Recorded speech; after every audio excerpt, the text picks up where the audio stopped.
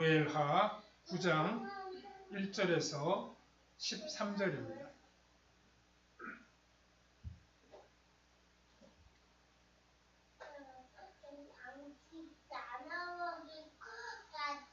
(9장 1절부터) 우리 같이 읽겠습니다. 다윗이 이르되 사울의 집에 아직도 남은 사람이 있느냐? 내가 요나단으로 말미암아 그 사람에게 은총을 베풀리라 하니라. 사울의 집에는 종 한 사람이 있으니 그의 이름은 시바라. 그를 다윗의 앞으로 부르매 왕이 그에게 말하되 내가 시바냐 하니 이르되 당신의 종이니이다 하니라. 왕이 이르되 사울의 집에 아직도 남은 사람이 없느냐?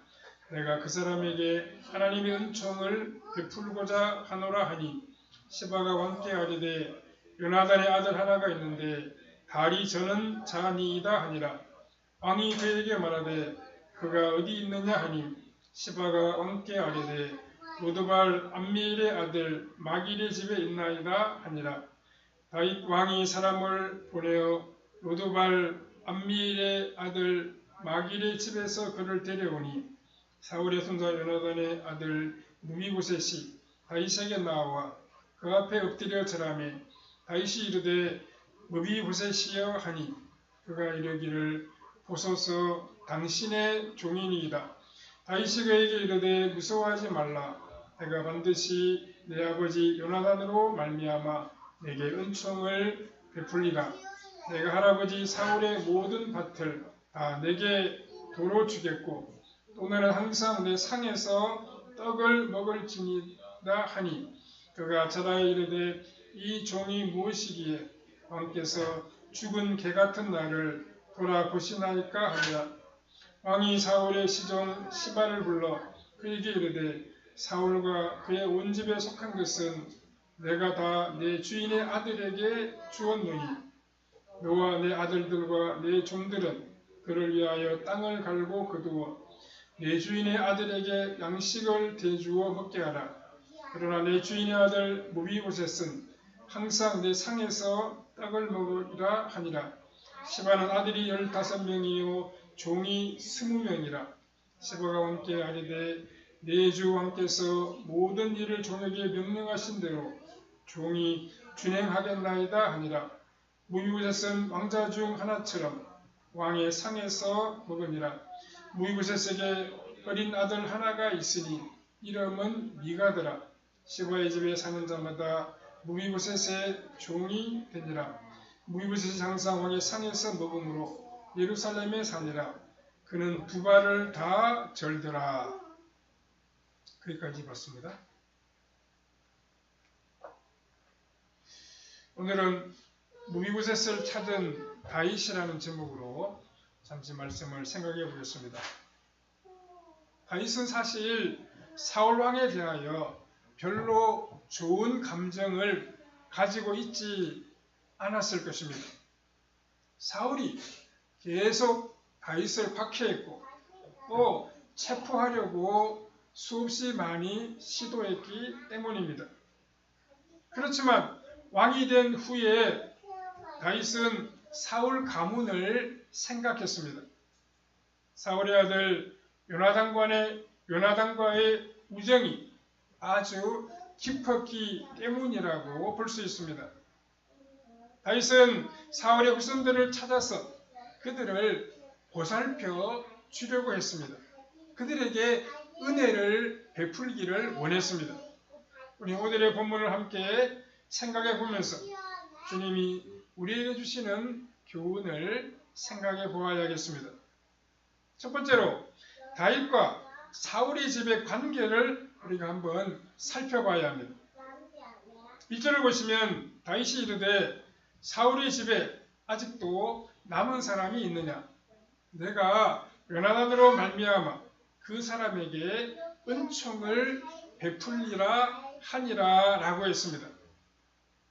다윗은 사울의 가문에 대하여 아주 미묘한 감정을 가지고 있었습니다. 그 이유는 너무나도 가까웠지만 결코 좋아할 수 없는 원수의 집이었기 때문입니다.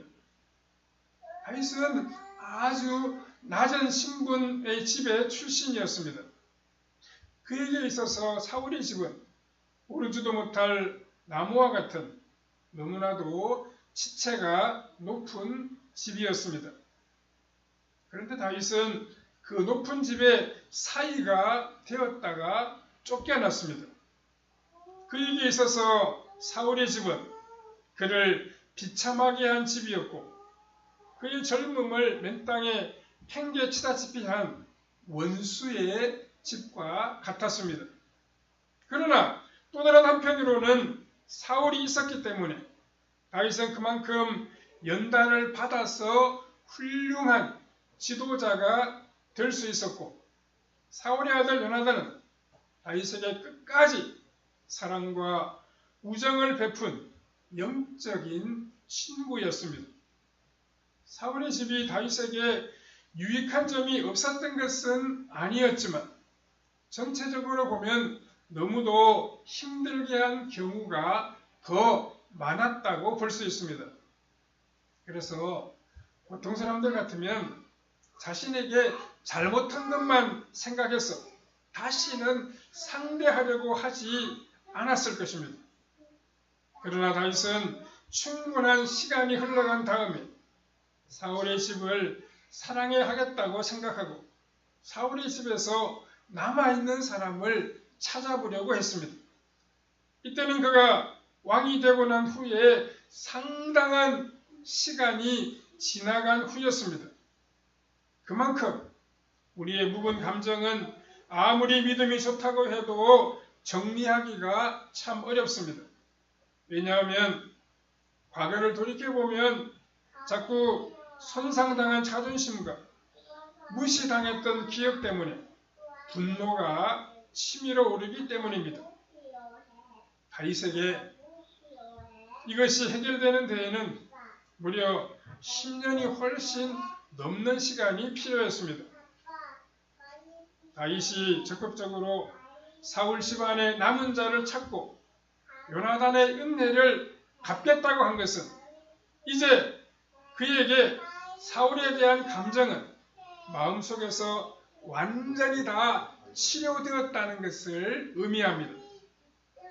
이것을 볼 때 하나님의 백성들에게도 과거가 완전히 정리된다고 하는 것이 참으로 어렵다는 사실을 우리에게 보여주고 있습니다. 이럴 때에는 억지로 정리할 필요가 없습니다. 요셉도 시간이 흘러서 총리로서 자신의 역할을 다한 후에 어느 정도 자신에 대한 자신감을 가지게 되었을 때 과거의 묵은 감정을 정리할 수 있었습니다. 사실 이것도 하나님이 그만큼 은혜와 복을 주셨기 때문에 가능한 일이었습니다. 우리 그리스도인들과 세상 사람들 사이의 관계는 마치 평행선을 달리는 열차와 같다고 말할 수 있습니다. 결코 서로 하나 될 수 없으며 팽팽한 긴장을 유지하면서 살아갑니다. 하나님의 백성들은 믿지 않는 사람들로부터 무시와 업신여김을 당할 수 있지만 하나님은 믿는 자들에게 은혜를 베풀어 주십니다. 복을 내려 주십니다. 그런데 우리 믿는 자들은 하나님의 사랑을 받으면서도 옛날 그 사람을 생각하면 기분이 좋지 못하고 미움이 솟구쳐 올라서 과거로 끌려가는 듯 기분이 아주 나빠집니다. 그러나 하나님께서 자꾸 사랑을 베풀어 주시기 때문에 그 상처가 완전히 다 아물게 됩니다.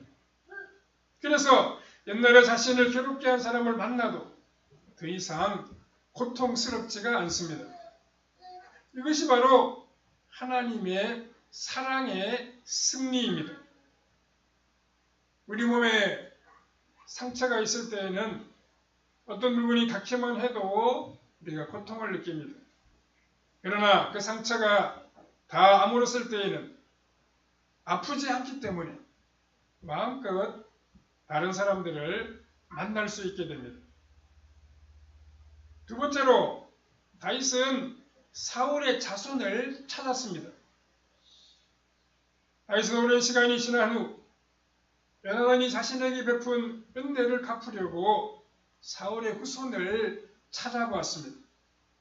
그랬더니 사울의 후손은 한 사람도 없고 오직 요나단의 아들 무비보셋이라고 하는 다리에 장애를 가진 한 사람만 살아 있었습니다. 3절에 왕이 이르되 사울의 집에 아직도 남은 사람이 없느냐? 내가 그 사람에게 하나님의 은총을 베풀고자 하노라 하니 시바가 왕께 아뢰되 요나단의 아들 하나가 있는데 다리 저는 자니이다 하니라 라고 했습니다.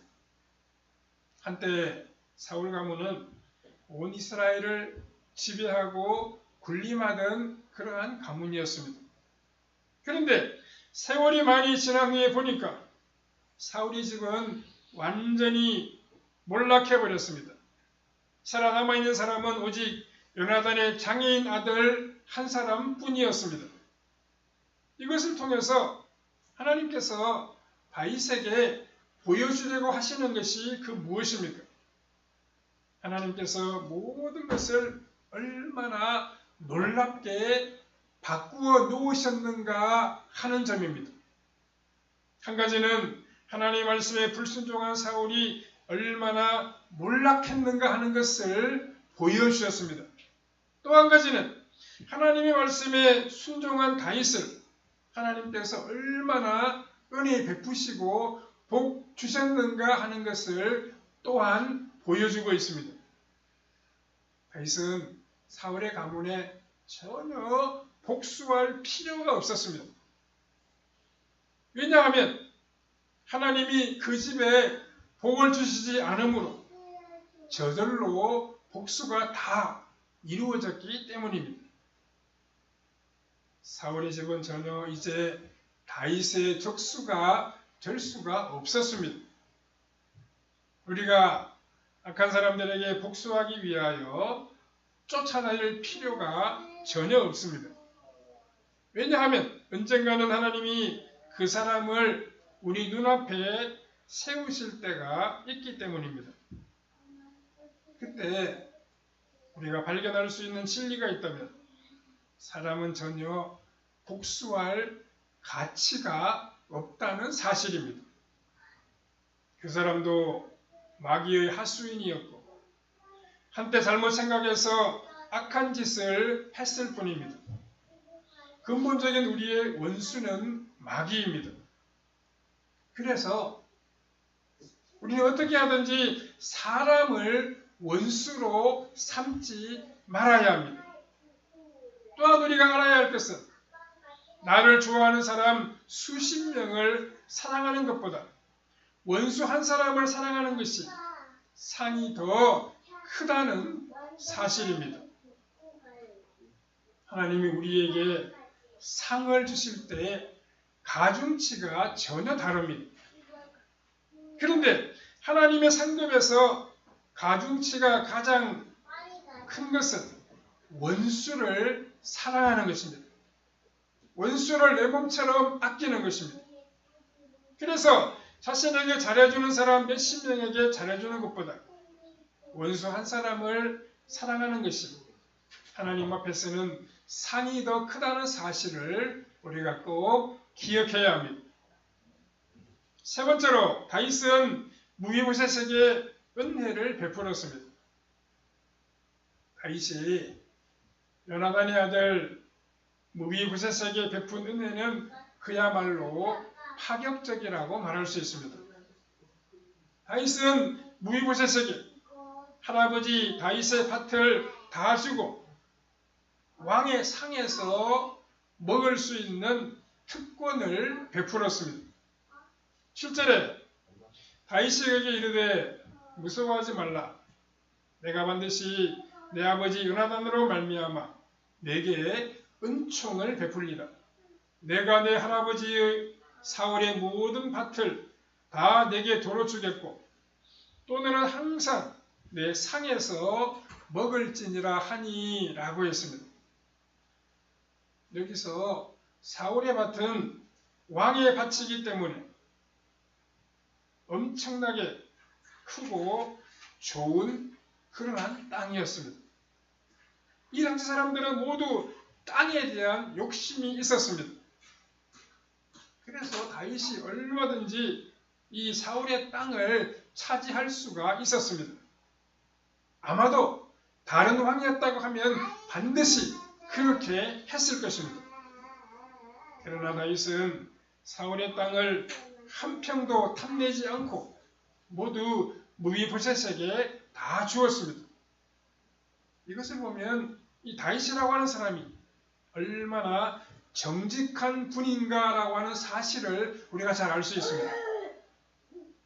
다윗은 자신의 것과 다른 사람의 것을 분명하게 구별했고 남의 불행으로 덕을 보려고 하지를 아니했습니다. 자신의 것과 남의 것을 구별하지 못해서 실패하는 사람들이 들어 있습니다. 그것은 역시 어렸을 때의 교육이 잘못되어서 그런 것입니다. 사울의 제사는 어떻게 보면 이제 임자가 없는 땅이었습니다. 나중에 보면 이것을 사울의 종이었던 시바가 노리고 있었다는 것을 우리가 알 수 있습니다. 그러나 다윗은 아무런 법적인 권리도 없는 무비보셋에게 이 땅을 주므로 얼마나 그가 바르고 정직한 왕인가라고 하는 사실을 잘 보여주고 있습니다. 또 다윗은 무비보셋으로 하여금 왕의 식탁에서 먹을 수 있는 특권을 주었습니다. 이스라엘에서 가장 존귀한 사람은 다윗의 식탁에서 음식을 먹는 사람이라고 말할 수 있습니다. 어떤 사람이 왕의 식탁에서 왕과 함께 먹을 수 있겠습니까? 왕의 자녀라든지 아니면 왕의 신복과 같은 사람들이 왕과 함께 음식을 먹을 것입니다. 가끔 중요한 외교 사절도 왕의 식탁에 함께 참여할 수가 있을 것입니다. 다윗의 식탁에 앉게 되면 지금 나라가 어떻게 돌아가는지 정확한 정보를 듣고 알 수가 있을 것입니다. 그러나 이것보다도 더 중요한 사실은 다윗이 하나님의 말씀에 정통한 설교자라고 하는 사실입니다. 그래서 무비보셋이 다윗의 식탁에 앉음으로 다른 곳에서는 전혀 들을 수 없는 최고의 설교를 지속적으로 들을 수가 있었습니다. 무비보셋에게 가장 감격스러운 일은 다윗의 설교를 매일매일 들을 수 있다는 것이었습니다. 이것은 바로 하나님의 존전에서 계속해서 은혜를 받는 것이었습니다. 시바 여왕 같은 경우에는 솔로몬의 궁전에서 가장 부러운 것이 그의 신하들이 계속적으로 솔로몬의 설교를 들을 수 있는 것이었습니다. 다윗의 식탁에는 이스라엘이나 주변 나라에서 가장 존귀한 자들이 앉을 수가 있었습니다. 그런데 거기에 원수의 손자이며 장애를 가지고 있던 사람이 있었다는 것은 장애인도 하나님 앞에서 귀한 사람이라고 하는 것을 우리에게 보여주는 것입니다. 무비보셋은 이러한 다윗의 말을 듣고 감동했고 또 다윗에게 감사를 표시했습니다. 8절을 보시면 그가 전하여 이르되 이 종이 무엇이기에 왕께서 죽은 개 같은 나를 돌아보시나이까 하니라 라고 했습니다. 무비보셋은 자기 자신을 죽은 개와 같다고 그렇게 비유하고 있습니다. 즉 아무도 눈여겨보지를 아니하고 긍휼의 대상이 되지 못하는 자신에게 이같이 신경을 쓰고 크나큰 복을 베풀어 주신다는 것입니다. 우리가 가끔 길을 가다가 차에 치여 죽은 개나 고양이를 보게 되는 그러한 경우가 있습니다. 그런데 아무도 그 죽은 개나 고양이에게 신경을 쓰지를 않습니다. 마찬가지로 무비보셋은 이미 자신의 인생이 다 끝나버렸다고 그렇게 생각하고 있었습니다. 이제 아무 볼품없는 존재가 되었다고 그는 생각했습니다. 이러한 자신을 다윗 왕은 극진하게 환대해 주었습니다. 마치 왕자와 같이 대우하여 주었습니다. 무엇보다 무비보셋은 이 아름다운 마음을 끝까지 지켜나갔습니다. 이러한 겸손이 결국 무비보셋을 살리는 그런 방편이 되었습니다. 왜냐하면 나중에 다윗을 실각시키려고 하는 압살롬의 반역이 일어나게 됩니다. 이때 무비보셋이 다윗에게 반기를 들 수 있는 기회를 가지게 됩니다. 그러나 무비보셋은 자신을 끝까지 다윗 앞에서 죽은 개와 같은 인생으로 생각해서 다윗에 대한 충성심을 지켜나가므로 결국 그가 살아남게 되는 것입니다. 보통 사람 같으면 처음에는 겸손한 마음을 가지고 자신의 자리를 지키다가 나중에는 마음이 변하여 은혜를 저버리는 그러한 경우가 가끔 있을 수 있습니다. 하지만 무비보셋은 끝까지 겸손을 지켜나가므로 다윗 왕에게 변절하지를 아니했습니다. 다윗은 사울의 남은 가족을 찾는데 사울의 종 시바를 사용했습니다. 그런데 우리가 10절 후반부에 보면 이 시바라고 하는 사람의 세력도 대단했음을 알 수 있습니다. 시바는 아들이 15명이었고 종이 무려 20명이나 되었습니다. 그러면 이 시바라고 하는 사람이 무엇을 노리고 있었겠습니까? 이 사람은 틀림없이 사울의 남은 재산을 노렸을 것입니다. 왜냐하면 이 사람은 사울의 남은 재산을 관리해 왔기 때문에 그 모든 사정을 깊이 다 알고 있었기 때문입니다. 그리고 무비보셋은 장애인이기 때문에 땅을 경작할 능력이 전혀 없었습니다. 그래서 시바는 은근히 다윗이 사울의 재산을 자신에게 주지 않을까 그렇게 기대했을 것입니다. 그러나 다윗은 시바의 그런 주는 기대를 전혀 인정하여 주지를 아니했습니다. 다윗은 시바를 무비보셋의 종으로 임명해서 그의 토지를 경작하고 관리하게 했습니다.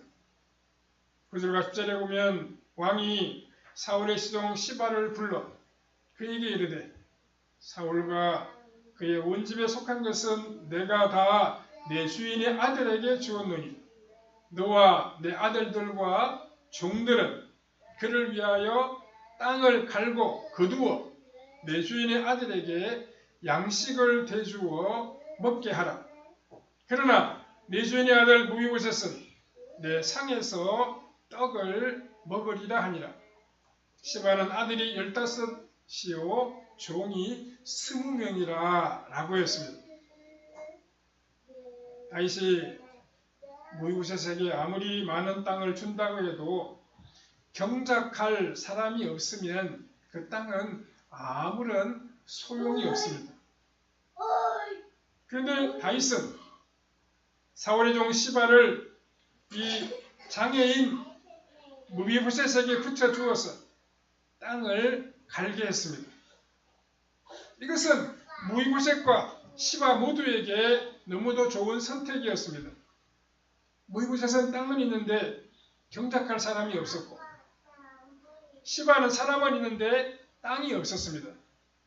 그러니까 이 두 사람이 협력하면 아주 유익한 결과를 얻을 수 있습니다. 그러나 나중에 보면 이 시바라고 하는 사람이 무비보셋을 중상해서 그의 밭을 절반이나 차지하게 됩니다. 이것을 보면 시바가 무비보셋의 땅에 대하여 욕심이 있었던 것 같은데, 다윗이 워낙 강하게 나가니까 꼼짝하지 못하고 순종하고 있었던 것입니다. 그래서 약삭빠른 자들에게 왕이 중심을 강하게 잡고 나가야 딴소리를 하지 못하게 됩니다. 우리가 다윗이 사울의 손자 무비보셋에게 크게 선대한 것을 볼 때 다윗의 자신감을 엿볼 수 있습니다. 하나님은 우리 믿는 자들이 원수나 그의 가족들에게 선대하는 것을 통해서 우리의 상처를 치료하시고 자신감을 가지도록 하십니다. 그리고 이런 일을 통하여 하나님께 영광이 돌아가게 하십니다.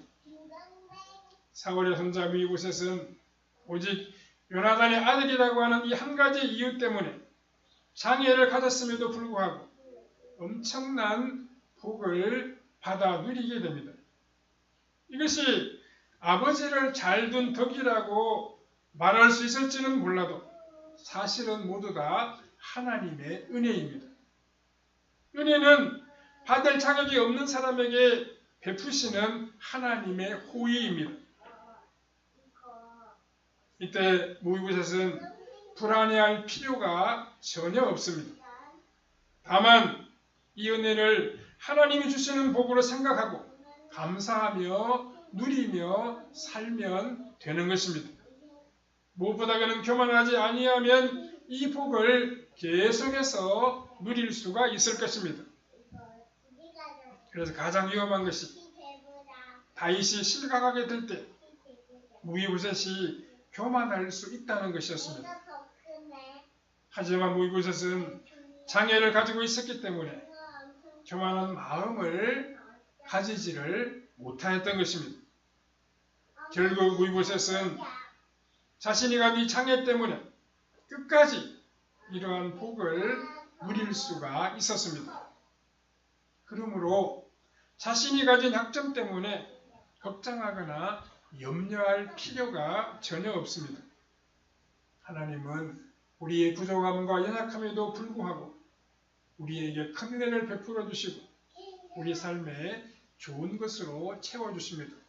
우리가 끝까지 믿음을 지키고 겸손하고 하나님 은혜에 감사하며 살아가야 됩니다.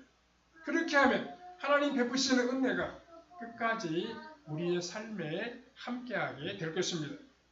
받은 은혜에 감사하며 변함없이 하나님을 사랑하고 순종하는 삶을 이어가므로 아름답고 복된 삶을 펼쳐가는 성도님들의 삶이 다 되시기를 바랍니다.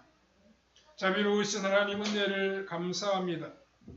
다윗이 원수와도 같았던 사울의 식구들을 찾았다는 사실을 우리가 함께 생각해 보았습니다. 하나님, 우리가 원수 같은 사람들을 사랑하며 도와주는 것을 기뻐하신다는 사실을 기억하고 우리를 좋아하지 아니하고 우리를 대적하는 사람에게라도 하나님의 사랑을 베풀어주는 우리의 삶이 되게 하여 주시옵소서. 우리가 늘 겸손하게 주님을 섬기며 주의 말씀에 순종하며 살아가므로 주님 베푸시는 하늘의 놀라운 것들을 받아 누리며 하나님을 찬양하며 나아가는 우리의 발걸음이 다 되게 해주시기를 원하옵고 예수님의 거룩하신 이름으로 기도하옵나이다. 아멘.